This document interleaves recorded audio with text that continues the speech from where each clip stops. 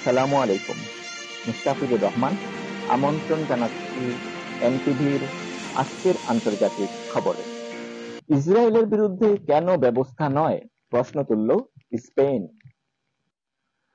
Ukraine রাশিয়ার হামলার কারণে ইউরোপীয় ইউনিয়ন মস্কোর বিরুদ্ধে মোট 18টি নিষেধাজ্ঞামূলক প্যাকেজ ঘোষণা করেছে। সেই একই নীতিতে ইসরায়েলের বিরুদ্ধে কেন নিষেধাজ্ঞা জারি করা হবে না, ইইউতে এই প্রশ্ন তুলেছেন স্পেনের প্রধানমন্ত্রী পেড্রো সানচেজ। আয়ারল্যান্ড তার এই বক্তব্য সমর্থন করেছে। সম্প্রতি ইইউ নেতাদের হাতে একটি প্রতিবেদন এসেছে। ইসরায়েলের আক্রমণের ফলে প্রায় 55,000 ফিলিস্তিনির মৃত্যু হয়েছে। এর মধ্যে বহু সাধারণ মানুষ আছে। মৃত্যু হয়েছে গাজায় ত্রাণ নিয়ে যাওয়া মানবাধিকার কর্মীদের। ইসরায়েল খাবার ও ওষুধ ঢুকতে বাধা দিয়েছে, যার ফলে সাধারণ মানুষ ক্ষতিগ্রস্ত হয়েছে। এই সবকিছুই মানবাধিকার বিরোধী কাজ বলে মন্তব্য করা হয়েছে ওই প্রতিবেদনে। ওই প্রতিবেদনের পরিপ্রেক্ষিতে স্পেনের প্রধানমন্ত্রী সরব হয়েছেন। তার বক্তব্য, গাজায় ইসরায়েল যা করছে তা এক কথায় যুদ্ধাপরাধের বিপর্যয়কর পরিস্থিতি বলা যেতে পারে। এর জন্য ইসরায়েলের সঙ্গে বাণিজ্য চুক্তি বাতিল করে নিষেধাজ্ঞা জারি করা উচিত বলে জানিয়েছেন তিনি। ইসরায়েল অবশ্য বারবার তাদের কৃতকর্ম যুদ্ধাপরাধ নয় বলে দাবি করে আসছে।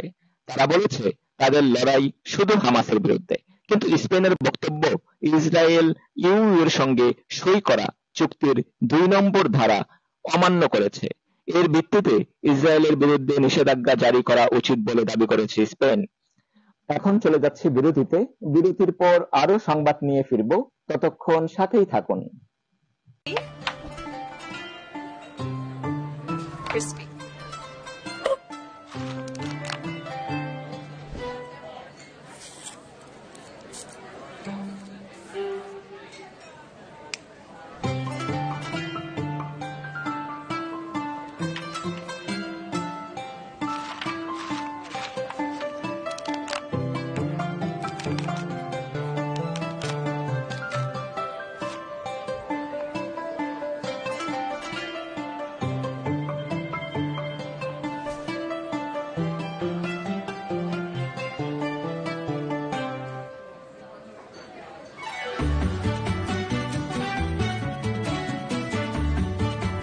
Old traditions, new choices.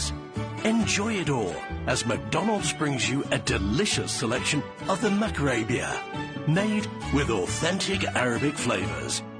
Macarabia, true to tradition.